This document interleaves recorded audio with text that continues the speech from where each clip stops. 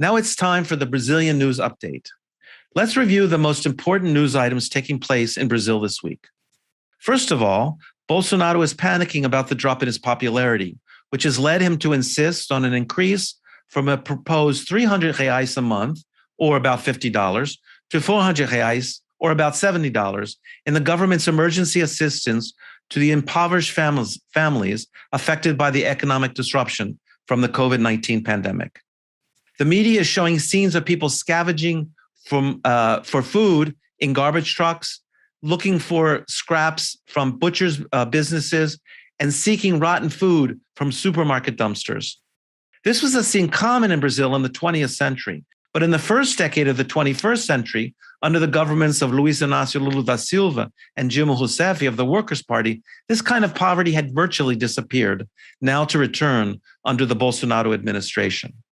One of the reasons that Bolsonaro was elected president was that he promised to carry out a set of economic reforms that would reduce the size of government spending, including poverty alleviation programs, and he would privatize state-owned industries.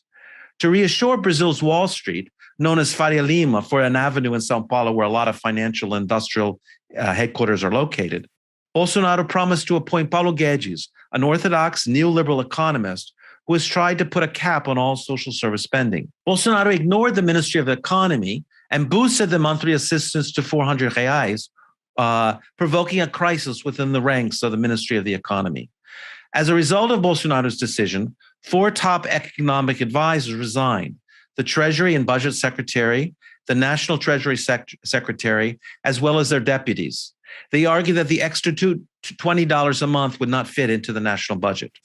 This provoked one of the worst days this year on the São Paulo Stock Exchange, and it has provoked the major mainstream press, all quite conservative, to increase their call for an alternative right-wing candidate in the 22 presidential elections, as they have lost all confidence in Bolsonaro's competency to run the government.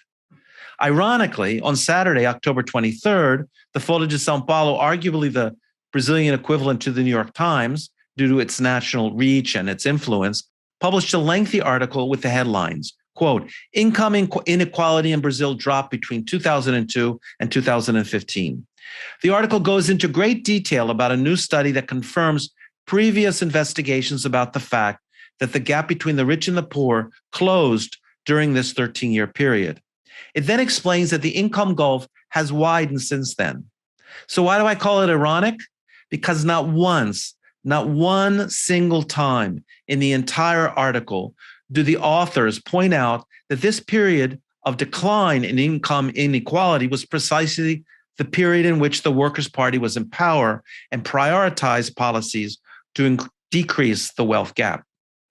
It was as if the economy had a magical effect on more equitable income distribution without any government policies to achieve that goal." Readers' comments immediately pointed to the gaping absence of any acknowledgement of the Workers' Party in the decrease in poverty, which meant that 16 million people had been taken out of absolute poverty during the governments of Lula and Dilma. The article reveals not only the journalistic dishonesty of the piece, but the commitment that the mainstream press has to either continuing to support Bolsonaro or, as his popularity drops, seek a right-wing alternative.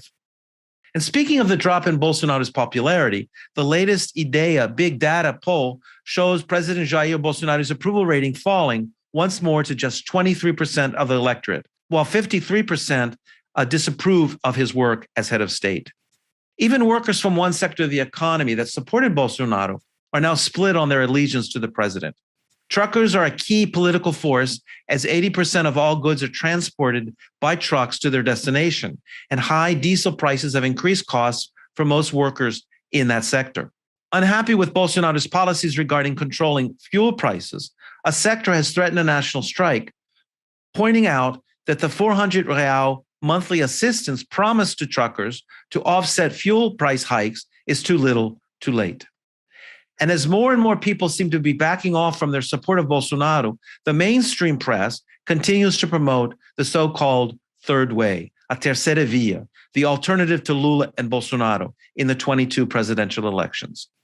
For several months, the editorial pages of the classic conservative newspaper, O Estado de São Paulo, known as Estadão, has been crying out for a unified candidate to face what they call the political polarization between Bolsonaro and Lula. And more of that in a minute. This week, Estadão featured an article entitled Terceira Via se torna bandeira majoritária de generais, or loosely translated, the third way becomes the cause for the majority of generals. The piece insists that the majority of the generals on active duty now want a center-right candidate who is not Bolsonaro or Lula, once again using the argument that the country needs to avoid the polarization between the far right and the left, or Bolsonaro and Lula. Pointing to the fact that in Argentina, the country rotates between Peronists and the conservative parties in power, Estadão insists that the leaders of the armed forces now want to support such an alternative candidate to avoid polarization. But who exactly is polarizing Brazil?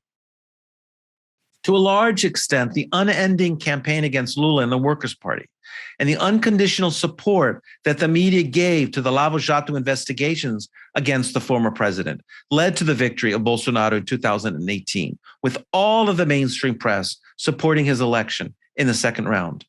And now, as congressional investigations into COVID-19 have shown, it is Bolsonaro who has polarized the country with his policies, much as Trump did and is still doing in the United States. It's exactly the way the Republicans have portrayed Biden as a radical socialist with his Build Back Better legislative agenda. Biden actually represents moderation within the Democratic Party. And similarly, Lula in Brazil is attempting to build a moderate center-left coalition to defeat Bolsonaro. So actually, how is the Terceira Via doing? Depending on how you look at it, very well or not very well at all. Roberto Setúbal, the co-president of the administrative council of the largest private bank conglomeration in Brazil, Itaú Unibanco, has echoed the mainstream press and presumably a majority of the generals in the armed forces, calling on a unified candidate of the center-right who would be strong enough to defeat both Lula and Bolsonaro. However, that's not going to be easy. Currently, there are 12 potential candidates vying for the space between Bolsonaro and Lula. 12. 3 are fighting for the nomination of the Social Democracy Party of Brazil, João Doria, the governor of São Paulo, Eduardo Leite, the governor of the southern state of Rio Grande do Sul, who recently came out as gay, and Arthur Virgílio, the former governor of the state of Amazonas. 2 hard-right parties, the Social Liberal Party, that hosted Bolsonaro in the last election, and Democrat, DEM, have announced their unification in União Brasil, the Brazil Union. And they have 2 contenders in their race at this point. One is the former health minister in Bolsonaro's cabinet, who resigned over COVID-19 policies, and the other is a television personality. 5 other parties are likely to field presidential candidates, including the Brazilian Democratic Movement, who might be supporting Simone Tebet, currently the only female pre-candidate in the race. And rumors still persist that Sérgio Moro, the discredited judge who the Supreme Court declared had acted in a prejudicial manner in presiding over the conviction of Lula in the so-called car wash investigation, is now potentially a candidate.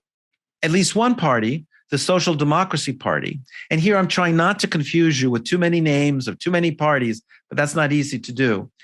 It may be backing Rodrigo Pacheco, the current president of the Senate, merely as a way to later bargain with Lula for cabinet positions in an electoral coalition for the second round in the presidential elections. And then finally, there is Ciro Gomes, the former governor of the state of Ceará and an ex-minister in the Lula cabinet, who continues to violently attack Lula with radical nationalist rhetoric that he seems to think will also attract voters who supported Bolsonaro and have become disillusioned with him. This week, Caetano Veloso, the internationally known singer and songwriter who supported Ciro Gomes in the first round of the 2018 elections, considered that Gomes's harsh criticisms of Lula were too much and wished that he would stop attacking him.